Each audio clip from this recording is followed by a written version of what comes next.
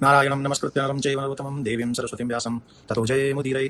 बोलिए कृष्णचंद्र भगवान की जय, बोलो प्रिया कांजू सरकार की जय, बोलो निर्जला एकादशी की जय।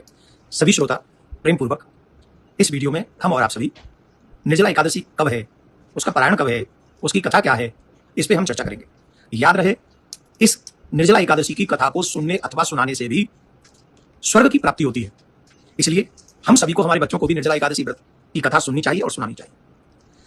ज्येष्ठ मास की शुक्ल पक्ष की एकादशी को किस नाम से जाना जाता है, उसकी कथा क्या है, उसका महत्व क्या है, धर्मराज ने भगवान श्री कृष्ण से ऐसा पूछा। तो भगवान श्री कृष्ण ने कहा, ज्येष्ठ मास की शुक्ल पक्ष की एकादशी का नाम निर्जला एकादशी है और ये बहुत ही पुण्यदायक है। जो भी जीव निर्जला एकादशी का व्रत करता है, इसका फल जानते हो क्या है? अपने से पूर्व की 100 पीढ़ियों को तार देता है और अपने के बाद की 100 पीढ़ियों को तारने का साहस करता है, सामर्थ्य रखता है ये निर्जला एकादशी का व्रत। एक समय की बात है, इस निर्जला एकादशी को भीमसेनी एकादशी भी कहा जाता है। एक बार पांडवों के समीप वेदों के मर्मज्ञ, पुराणों के रचयिता ऋषि श्रेष्ठ श्री वेद व्यास जी महाराज आए थे। उस समय धर्मराज से सत्संग करते हुए वेद व्यास जी महाराज ने कहा, मनुष्य जीवन प्राप्त करने के बाद कृष्ण पक्ष और शुक्ल पक्ष की एकादशियों पर मनुष्य को अन्न का त्याग करना चाहिए, प्रयासरत होकर उसे अन्न स्वीकार नहीं करना चाहिए। वहीं पर भीमसेन थे, ब्रकोदर थे।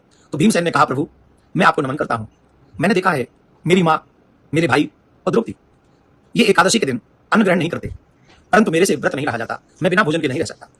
तब वेद व्यासी ने कहा, भीम प्रयासरत होकर हमको एकादशी के दिन अन्न ग्रहण नहीं करना चाहिए। शुक्ल पक्ष और कृष्ण पक्ष की एकादशी को प्रयास इस बात का करें कि हम इस दिन अन्न ग्रहण नहीं करेंगे। उन्होंने कहा, प्रभु आप जो कह रहे हैं वो सब सही है, पर मेरे उदर में जो है वक्र नाम की अग्नि है, जिसके कारण मैं भूखा नहीं रह सकता। अब कोई ऐसा उपाय बताओ, मैं इतने दिन तो भूखा नहीं रहूंगा प्रभु, जिससे मेरा भी कल्याण हो जाए। तब वेद व्यास महाराज ने कहा, तुम ज्येष्ठ मास की शुक्ल पक्ष की एकादशी, जिसे निर्जला एकादशी कहते हैं, अगर तुम इस व्रत को करोगे तो एक ही व्रत से तुम्हें समस्त एकादशियों का फल प्राप्त हो जाएगा। तो कैसे रहना चाहिए? बोले ब्रह्म मुहूर्त में उठना चाहिए, स्नान करना चाहिए, स्नान के बाद संकल्प करना चाहिए और फिर लक्ष्मी नारायण भगवान का पूजन करना चाहिए। प्रयासरत ये रहे कि उस दिन जल भी ग्रहण नहीं करना है। कई लोग ये पूछते हैं कि हम जल बिल्कुल भी ना लें, तो इस समय जो हम लोग शौच आदि के बाद कुल्ला करते हैं वो कुल्ला कर सकते हैं, और भजन इत्यादि में जो हम आचमन करते हैं वो भी कर सकते हैं। इसके अलावा हमें जल ग्रहण नहीं करना चाहिए। इसे पूरा निर्जला एकादशी का व्रत कहते हैं। और इसमें नारायण भगवान की, प्रियकांत सरकार की पूजा करनी चाहिए। इस दिन ज्यादा से ज्यादा भजन करना चाहिए। रात्रि में विशेष प्रयास इस बात का करें कि मुझे इस दिन रात्रि में जागरण करना है, क्योंकि रात्रि में जागरण करने से बहुत बड़ा फल इसका प्राप्त हो जाता है। तो वेद व्यास जी महाराज के कहने पर भीम ने इस कठोर व्रत को किया और इसीलिए इस जगह निर्जला एकादशी का नाम जो है वह भीमसेनी एकादशी भी हुआ। इस दिन दान पुण्य करने का बहुत बड़ा फल है। जो भी मनुष्य दान पुण्य करते हैं, भजन करते हैं, तीर्थ करते हैं, उसका बहुत बहुत बहुत बड़ा फल है। अब हम आपको बताते हैं कि निर्जला एकादशी व्रत कब है। तो हम 7 तारीख को निर्जला एकादशी व्रत करेंगे। सूर्य उदय से सूर्य उदय तक जल को ग्रहण न करना ही निर्जला एकादशी का व्रत है। पारायण 8 तारीख को करेंगे। 5:28 से 7:10 तक ये पारायण का समय रहेगा और हमें यह आशा है।